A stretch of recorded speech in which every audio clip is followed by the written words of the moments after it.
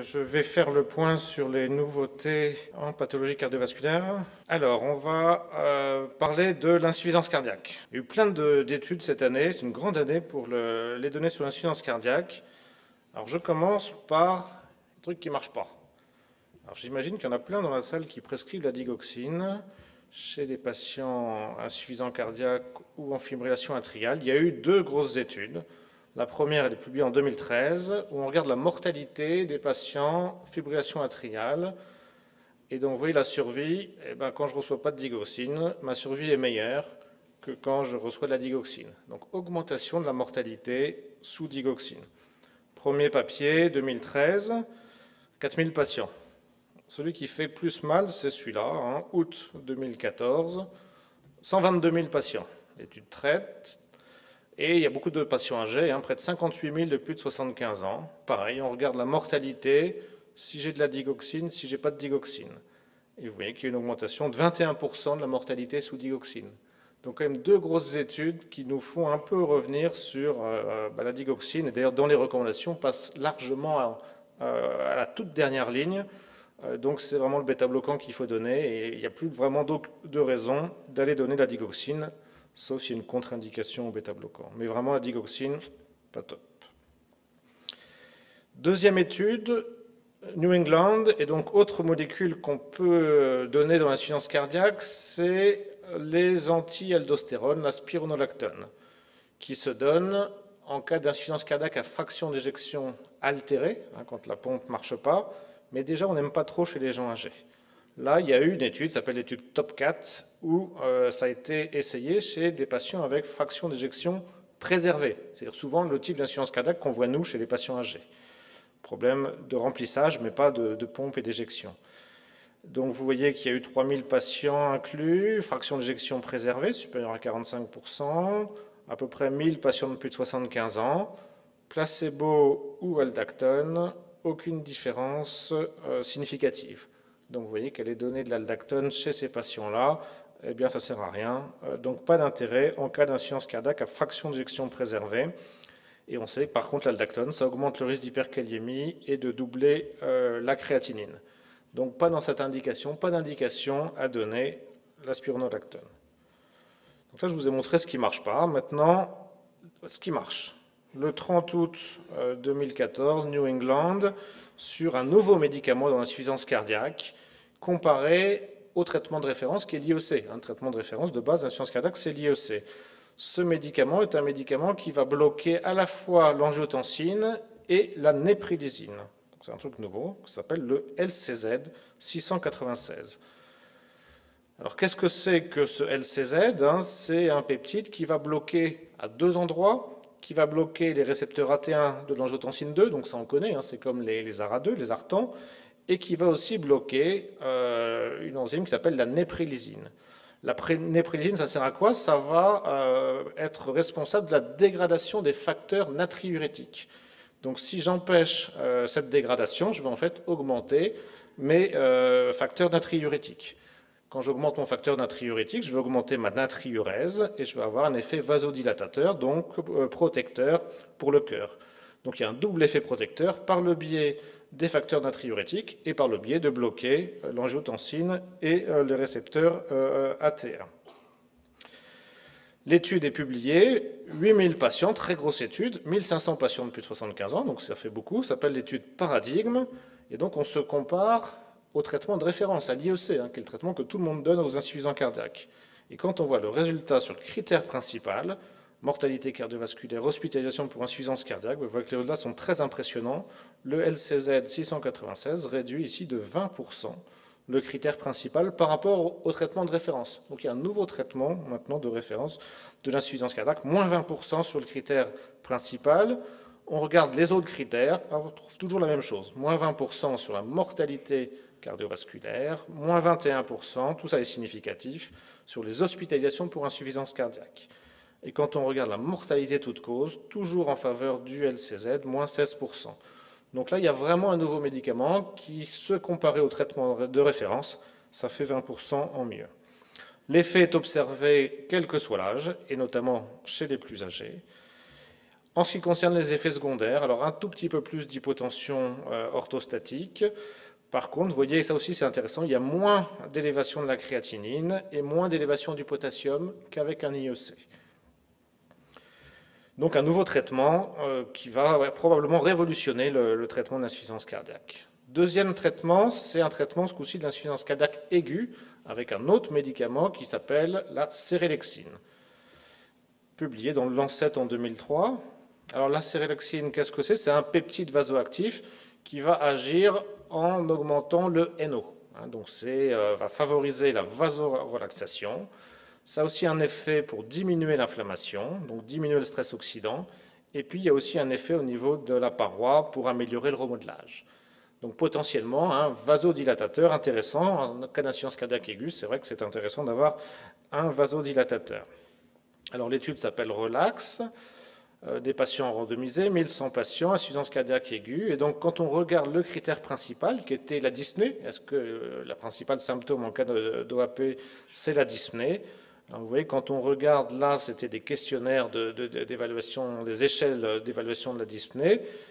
La cérelaxine en rose, sur 5 jours, vous avez moins de dyspnée que quand on regarde sous placebo. Et là, c'est significatif. Par contre, sur une deuxième échelle, vous voyez que là, il y a une tendance, mais qui n'est pas significative. Comme c'était les deux critères, il y a un positif, un qui est neutre. Plus intéressant, c'est les résultats sur la mortalité. On a chez des patients qui font un OAP, on regarde la mortalité ici à 180 jours, et bien vous voyez que vous avez une diminution de 37% avec la cérelaxine par rapport au placebo, et quand on regarde la mortalité totale, moins 37%. Donc là, c'était le critère secondaire, mais c'est quand même très intéressant de voir une évaluation sur la mortalité. Donc il y a d'autres études en cours pour évaluer la cérelaxine, qui sera aussi probablement un traitement de l'avenir du patient qui fait un OAP aigu. Troisième grande étude dans le domaine de l'insuffisance cardiaque, c'est le fer. Publication 2014 dans une étude chez des patients avec une carence en fer, je leur donne du fer par voie intraveineuse. Cette étude confirme à chef, chez des patients donc insuffisants cardiaques, carence en fer, eh bien, quand on donne du fer à des patients insuffisants cardiaques qui sont en carence, vous allez améliorer leur caractère fonctionnel, et notamment la vitesse de marche sur 6 minutes, la distance de marche sur 6 minutes, que ce soit à 24 semaines, vous voyez tout le temps, et puis vous améliorez les caractères fonctionnels, la classe NYHA ou des questionnaires de qualité de vie. Donc, on est essoufflé, on fait de l'insuffisance cardiaque. Si on a une carence en fer, on recharge en fer et on améliore sur le plan fonctionnel. Ce qui est intéressant, c'est que l'amélioration se fait quel que soit l'âge et aussi quel que soit le niveau d'hémoglobine. Ce n'est pas seulement si on est anémique qu'on va bénéficier du traitement, c'est carence martiale, anémique ou pas d'anémie. Je bénéficie du traitement. Vous voyez, même quand l'hémoglobine est inférieure à 12, je bénéficie presque encore plus du traitement. Dernier résultat, qui est là aussi très spectaculaire, on prend les réhospitalisations pour insuffisance cardiaque, moins 60% quand on a reçu du fer par rapport à pas de fer quand on a une carence martiale. Vous voyez, un traitement pas dangereux qui va améliorer la qualité de vie et encore plus puisqu'on est moins réhospitalisé. Donc vous voyez quand même 3 grosses études sur des nouveaux traitements, nouvelles prises en charge de l'insuffisance cardiaque. Ça bouge, c'est plus du tout maintenant digitalo-diurétique le traitement. Dernière partie, quelle nouveauté dans le domaine de la fibrillation atriale? Alors on va beaucoup parler des anticoagulants au cours de ces journées, donc je ne vais pas vous parler des anticoagulants là, je vais vous parler d'une nouvelle technique qui est aller fermer l'auricule gauche. Un dispositif de fermeture transcutanée, on utilise des prothèses, ça s'appelle le Watchman.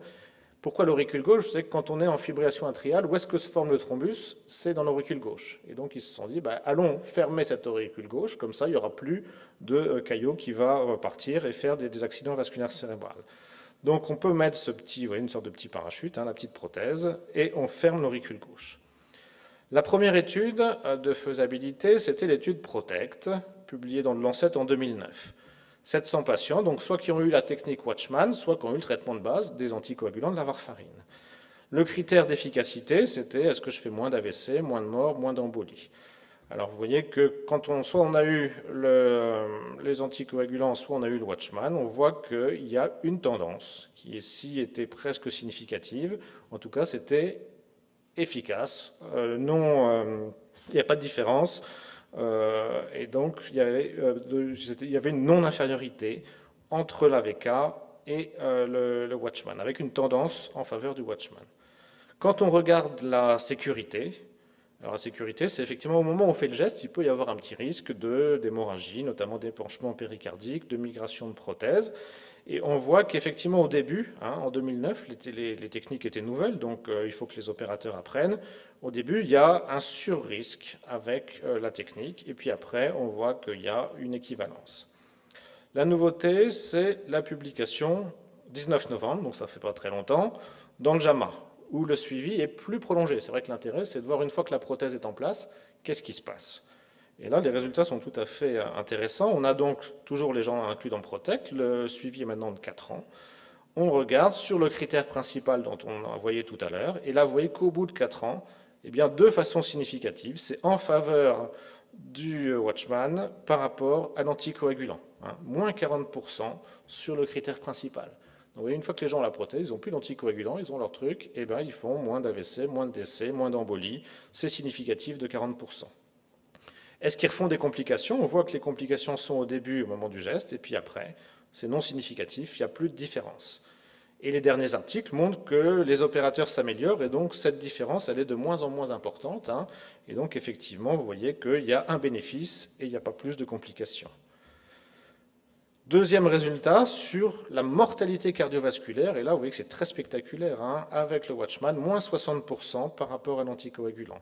Et si je regarde même la mortalité totale, vous avez moins 34%, tout ça est significatif, avec le Watchman par rapport à la warfarine.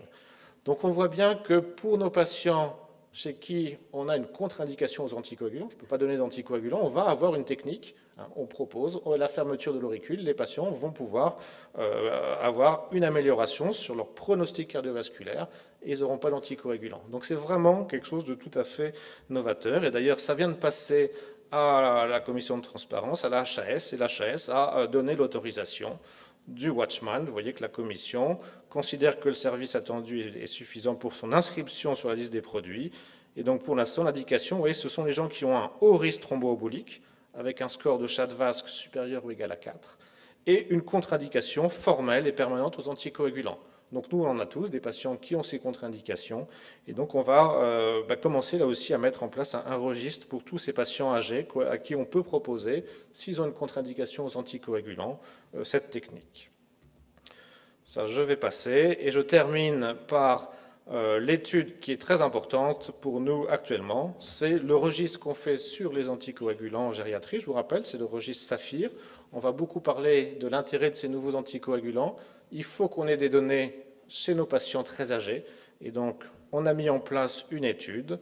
C'est vrai qu'on a vraiment besoin d'avoir ce registre spécifique chez les patients âgés. Vous verrez au cours des journées que maintenant, il n'y a plus beaucoup de doutes. Ces nouveaux anticoagulants font mieux que les AVK. Il faut juste qu'on ait maintenant des données en vraie vie chez des patients de plus de 80 ans. Je vous remercie.